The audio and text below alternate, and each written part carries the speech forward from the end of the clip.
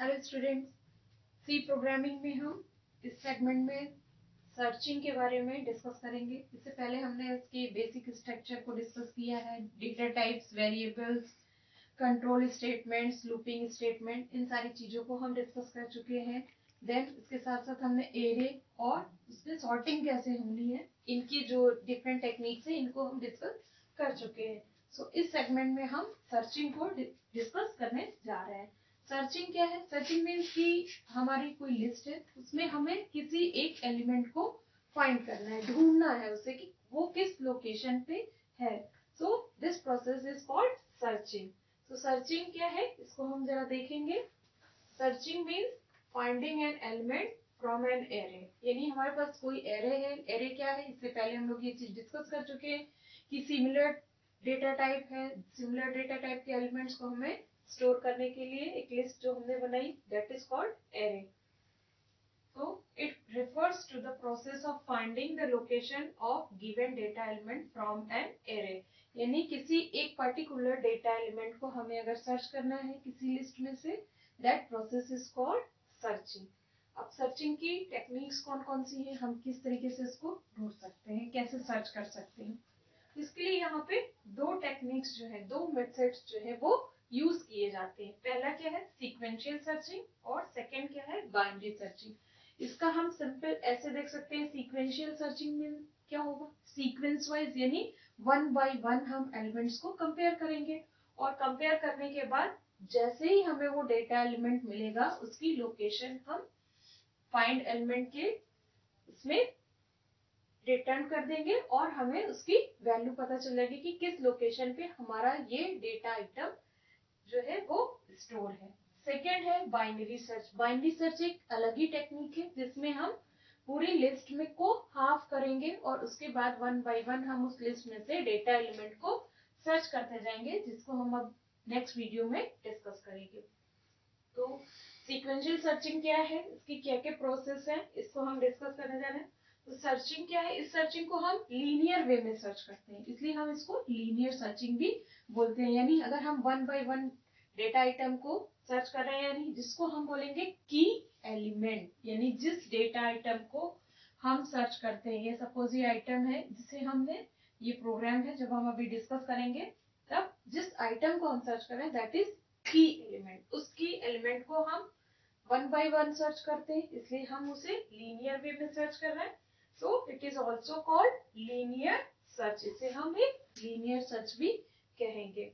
Then searching start from beginning and scan the element one by one until the end of list। यानी अगर list में हमारा item सबसे last में है तो भी हमें वन बाय वन डेटा को सर्च करते जाना है, कंपेयर करते जाना है। अगर बिगनिंग में है तो भी हमें सर्च करना है। एलिमेंट जहां भी है हर एक डेटा आइटम उसमें कंपेयर होगा। Then for successful search it return the location of element, otherwise returns the failure notification. और जैसे ही उसकी लोकेशन मिलेगी वो वैल्यू रिटर्न होगी, और अदरवाइज लोकेशन नहीं मिलती, सपोज हम किसी ऐसे की एलिमेंट को सर्च कर रहे हैं जो लिस्ट में प्रेजेंट नहीं है, उस केस में क्या होगा, फेलियर नोटिफिकेशन रिटर्न होगा। सो आई होप कि इसके जो कंसेप्ट है ये आपको क्लियर होगा कि सीक्वेंशियल सर्चिंग में हमें क्या क्या चीजें करनी होती है, क्या टेक्निक है। पहली चीज तो लीनियर सर्च है, वन बाय वन हर एक एलिमेंट सर्च होगा, कंपेयर होगा, बिगनिंग से स्टार्ट होगा स्कैनिंग और एंड तक होगा। देन जैसे ही लोकेशन फाइंड आउट होगी हमें सक्सेसफुल रिजल्ट मिलेंगे उसके, और जैसे ही एलिमेंट की सर्चिंग एंड हुई और हमें की एलिमेंट नहीं मैच करा तो फेलियर नोटिफिकेशन हमें मिलेगा।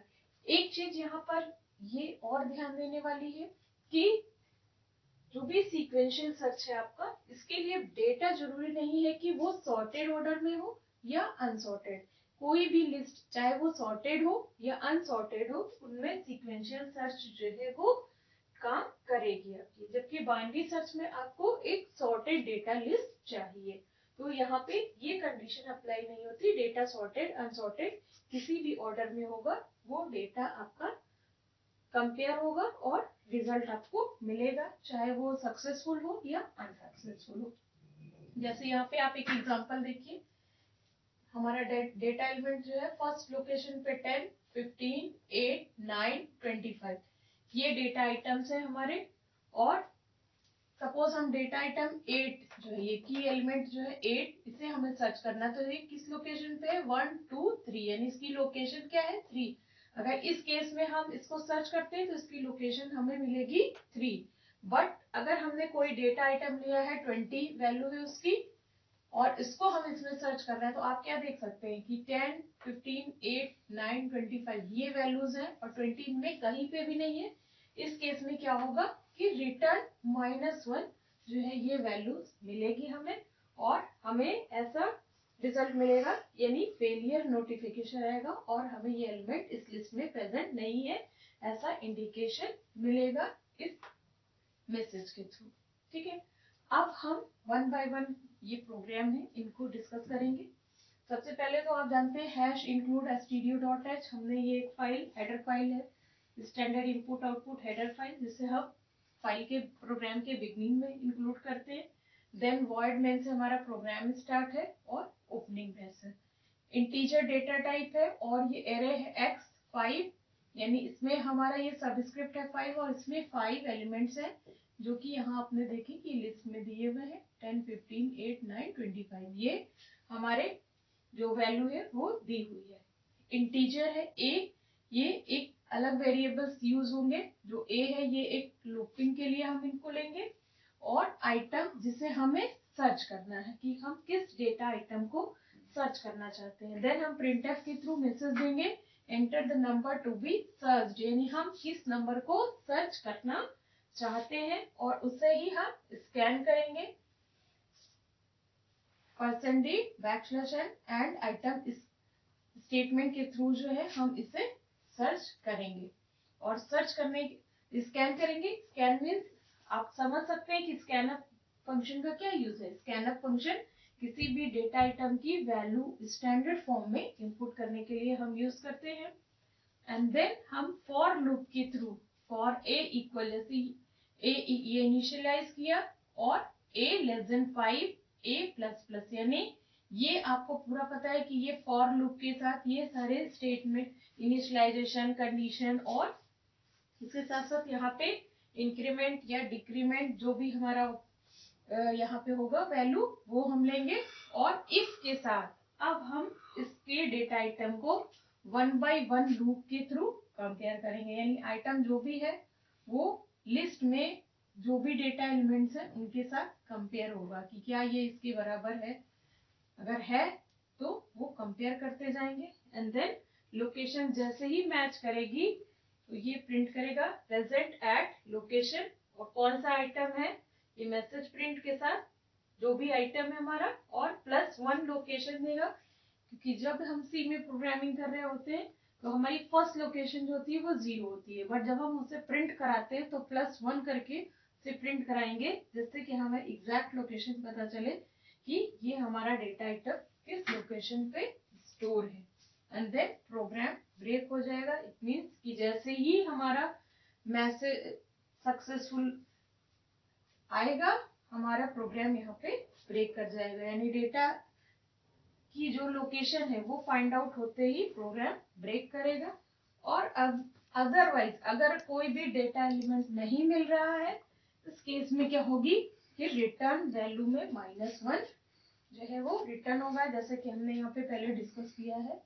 ये आइटम 8 है की एलिमेंट और इसकी लोकेशन क्या है 3 बट अगर हम 20 ले रहे हैं तो 20 के केस में क्या आएगा -1। इट मीन्स कि ये सक्सेसफुल हमारा टास्क कंप्लीट नहीं हुआ सर्चिंग के लिए।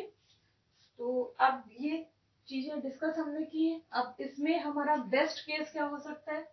बेस्ट केस ये हो सकता है कि अगर हमारा जो सर्च एलिमेंट है वो अगर फर्स्ट लोकेशन पे है तो हमें सिर्फ एक ही बार कंपैरिजन करना होगा तो ये हमारा क्या होगा बेस्ट केस होगा सीक्वेंशियल सर्चिंग में।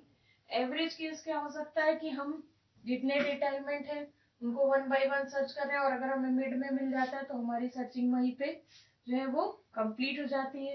लेकिन वर्स्ट केस क्या होगा कि हमें डेटा एलिमेंट पूरी लिस्ट में ही नहीं मिला और हमने पूरी लिस्ट को कंपेयर किया सर्चिंग पूरी की लेकिन हमें रिजल्ट नहीं मिला। हमारा क्या हो गया, फेलियर नोटिफिकेशन मिला।